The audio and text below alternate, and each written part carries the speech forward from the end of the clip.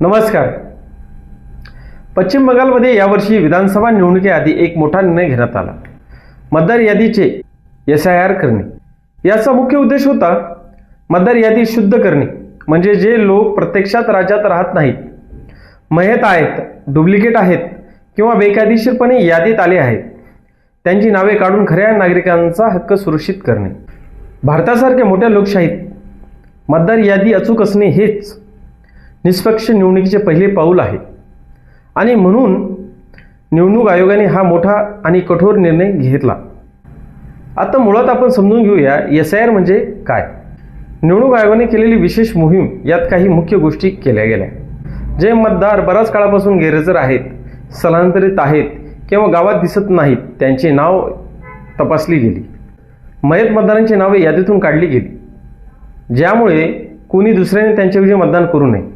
Duplicate नावे, एकाच व्यक्तीचे नाव 2 ठिकाणी असले तर ते शोधून दुरुस्त केले गेले. तसेच ज्यांच्याबाबत बेकायदेशीर, स्थलांतरित, फेक दस्तावेज अशा शंका होत्या, त्यांच्या प्रकरणाची सखोल पाहणी करण्यात आली. अधिकृत आकड्यानुसार SIR नंतर बंगालमध्ये सुमारे 63.66 लाख नावे यादीतून उघडली गेली, ज्यामुळे मतदारसंख्या सुमारे 7.66 कोटीवरून 7.4 कोटीवर आली. त्यातले लाखो प्रकरणे गैरहजर, दुसरीकडे गेलेले, मयत झालेले, दुबार नोंद या श्रेणीतील होते. म्हणजेच प्रत्यक्षात राहत नसलेले, मयत किंवा डुप्लिकेट नावांची नोंदी. हा आकडा मोठा वाटतो, पण लोकसंख्या आणि वर्षानुवर्षानं अपडेट झालेली यादीच्या दृष्टीने पाहिलं तर ही एक नवीन प्रक्रियेची मोठी साफसफाई आहे. देशाच्या सुरक्षेच्या दृष्टीने हा निर्णय महत्त्वाचा मानला जातो. BJPचे राष्ट्रीय अध्यक्ष नितीन नवीन यांनी सार्वजनिक सभामध्ये असा दावा केला की SIR नंतर बंगालच्या मतदार यादीतून 50 लाखाहून अधिक घुसखोर म्हणजे बेकायदेशीर घुसखोरी हटवले गेले. त्यांचे म्हणणे आहे की हे लोक बनावट कागदपत्र आधारित नोकऱ्या, सरकारी योजना आणि विशेषतः मतदार म्हणून हक्क घेत होते, जे खऱ्या भारतीय नागरिकांच्या हक्कावर गदा आणत होते. म्हणूनच कठोर पण आवश्यक असा हा निर्णय ते देशहिताच्या दृष्टीने सांगतात की भारतीय नागरिकांचा मतदानाचा हक्क बजावण्यासाठी ज्याच्याकडे योग्य नागरिकत्वाचा आधार नाही, त्यांना मतदार यादी बाहेर ठेवणे गरजेचे आहे. निश्चितच एवढ्या मोठ्या साफसफाईवर राजकीय वाद होणारच. काही पक्षांनी आरोप केले की ही प्रक्रिया योग्य पद्धतीने झाली नाही, पण महत्त्वाचं म्हणजे हे सगळं थेट सर्वोच्च न्यायालयाच्या देखरेखीखाली झालं. सुप्रीम कोर्टाने SIR संपूर्णपणे रद्द केले नाही. त्याऐवजी त्यांनी स्पष्ट केले की प्रक्रिया पारदर्शक असावी, लोकांना माहिती मिळायला पाहिजे आणि अपीलाची मजबूत व्यवस्था असली पाहिजे. कोर्टाने निवडणूक आयोगाला आदेश दिला, विसंगत यादीतील सुमारे 1.25 कोटी मतदारांची नावे ग्रामपंचायत आणि ब्लॉक कार्यालयावर सार्वजनिकपणे लावा, जेणेकरून लोकांना स्वतःची स्थिती समजू शकेल. ज्या लोकांची नावे काढली आहेत त्यांना कागद देण्याची, अपील करण्याची पूर्ण संधी मुभा देण्यात आलेली आहे.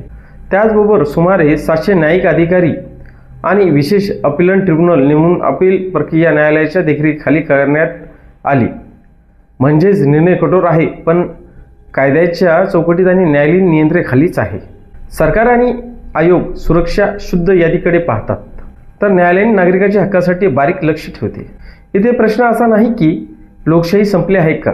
प्रश्न असा आहे, लोकशाही अधिक मजबूत व्हावी म्हणून काही कठोर निर्णय घ्यावे लागतात का. मतदार यादीतील अवैध किंवा दुबार असलेले नावे काढून टाकल्यास प्रत्येक योग्य मतदाराचे मत अधिक प्रभावशाली बनते. जर एखाद्या जिल्ह्यात 100 बनावट नावे कमी झाली तर त्या भागातील खऱ्या नागरिकांचा मतदानाचा परिणाम अधिक प्रामाणिकपणे दिसतो. हा लोकशाहीचा शुद्धीकरणाचा अँगल आहे. दुसरीकडे काही नागरिकांची तांत्रिक कारणामुळे तात्पुरते बाहेर गेले असतील, हेही मान्य करावंच लागतं. पण यासाठी अपील ट्रिब्युनल, कोर्ट ही संपूर्ण यंत्रणा उभी करण्यात आली आहे, जेणेकरून योग्य कागद असलेल्या भारतीय नागरिक परत मतदार यादीत येऊ शकतील. भारतातील लोकशाही कमकुवत न करता ते अधिक शिस्तबद्ध, सुरक्षित आणि प्रामाणिक करण्याचा प्रयत्न करत आहे. सरकार, केंद्र सरकार, निवडणूक आयोग आणि न्यायालय सगळे आपली आपली भूमिका निभावत आहेत. पण लोकशाहीत सगळ्यात महत्त्वाची भूमिका तर कोणाची? तुमची आणि माझी. देशहिताच्या दृष्टीने आपण काही साध्या गोष्टी करू शकतो. तुमचं नाव मतदार यादीत आहे का हे वेळोवेळी तपासा. कुठलीही गडबड आढळली, स्पेलिंग, वय, पत्ता किंवा नाव गायब, तर त्वरित फॉर्म भरा. कागदपत्रे व्यवस्थित ठेवा.